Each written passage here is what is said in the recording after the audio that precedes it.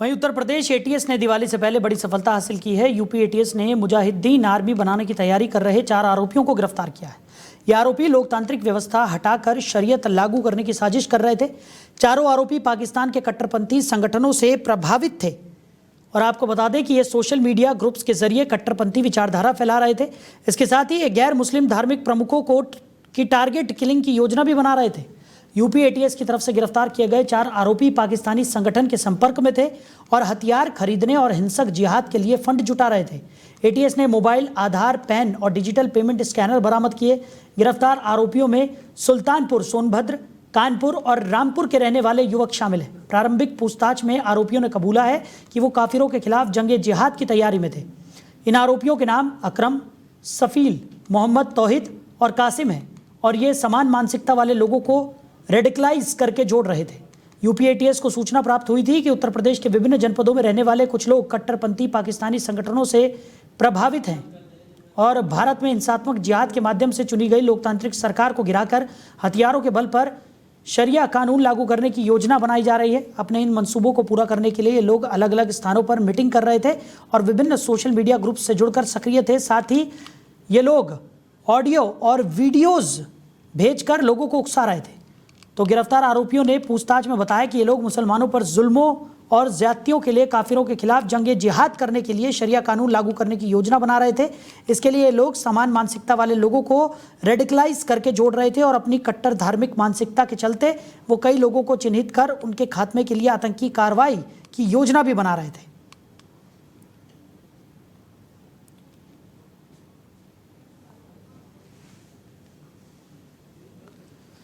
तो मुजाहिदीन आर्मी ये चारों आरोपी बना रहे थे और इसी खबर पर ज़्यादा जानकारी के साथ हमारे सहयोगी सुरेश हमारे साथ जुड़ गए। सुरेश, क्या कुछ निकलकर सामने आ रहा है?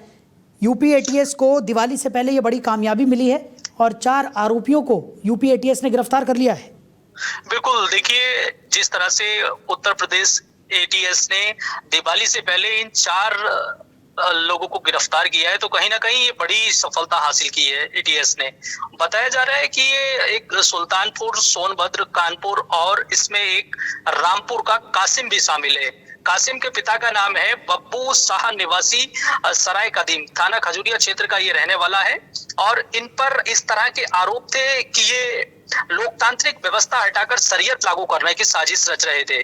चारों आरोपी पाकिस्तान के कट्टरपंथी संगठनों को प्रभावित थे, लेकिन जिस तरह से ये सोशल मीडिया ग्रुप्स के जरिए कट्टरपंथी विचारधारा फैला रहे थे तो कहीं ना कहीं ये देखा जाए तो एटीएस की रडार पर थे और एटीएस ने इन्हें चारों को धार दबोचा है और अलग अलग जिलों से ये गिरफ्तारी हुई है। तो दीपावली से पहले कहीं ना कहीं उत्तर प्रदेश एटीएस को ये बड़ी सफलता हाथ लगी है और इन 4 कट्टरपंथियों को गिरफ्तार करने के बाद और जो लोग हैं जो इस तरह की मानसिकता रखते हैं, कट्टरपंथी की मानसिकता रखते हैं या फिर हमारे समाज में गलत तरीके से जो मैसेज देने की जो मानसिकता रखते हैं, उन लोगों में भी अलर्ट है क्योंकि कहीं ना कहीं एटीएस अब लगातार धरपकड़ जो है एटीएस की वो जारी है। सुल्तानपुर, सोनभद्र, कानपुर और रामपुर के ये 4 आरोपियों को इन्हें गिरफ्तार करने के बाद एटीएस की जो पूछताछ है वो चल रही है बहरहाल।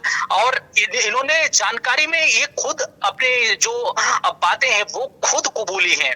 तो कहीं ना कहीं एटीएस को ये दीपावली से पहले एक बड़ा तोहफा हाथ लगा है और इन 4 कट्टरपंथियों को गिरफ्तार किया एटीएस ने। बिल्कुल। और सुरेश, कहीं ना कहीं अब यूपी एटीएस ने इन चारों से जो पूछताछ की है उससे भी कई और खुलासे होने की उम्मीद यहाँ पर जताई जा रही है, क्योंकि जिस तरीके से लगातार कहा जा रहा था कि इस तरीके की मानसिकता वाले लोगों को ये लोग अपने साथ जोड़ रहे हैं और लगातार एक बड़ा ग्रुप बनाने की तैयारी में ये लोग जुटे हुए हैं, तो उसमें भी अब कहीं ना कहीं पुलिस को एक बड़ी सफलता हाथ लगेगी। अब बिल्कुल देखिए, एटीएस लगातार इन लोगों से पूछताछ कर रही है। चारों से पूछताछ के बाद में और भी तमाम प्रकार के जो बातें हैं वो निकलकर सामने आ सकती हैं। अभी तक की जो जानकारी मिली है कि प्रारंभिक पूछताछ में आरोपियों ने खुद कबूला है काफिरों के खिलाफ जंग जिहाद की तैयारी में थे। इन आरोपियों का नाम अकरम, सलीफ, मोहम्मद तौहीद और कासिम, ये 4 नाम जो हैं वो शामिल हैं। इन चारों से और भी बड़े खुलासे हो सकते हैं। क्या इस तरह की मानसिकता रख पाना, हमारे देश में रहने के बाद में कट्टरपंथी की मानसिकता रखना बहुत अपने आप में एक अहम सवाल है। एटीएस की बड़ी गिरफ्तारी है ये और एटीएस ने कहीं ना कहीं बड़ी सफलता हाथ की है। चलिए सुरेश, हमारे साथ जुड़ने के लिए, इस तमाम जानकारी के लिए आपका बहुत शुक्रिया। तो यूपी एटीएस को दिवाली से पहले ये बड़ी सफलता हाथ लगी है। चारों आरोपियों को पुलिस ने गिरफ्तार कर लिया है और इनसे और भी खुलासे होने की उम्मीद जताई जा रही है।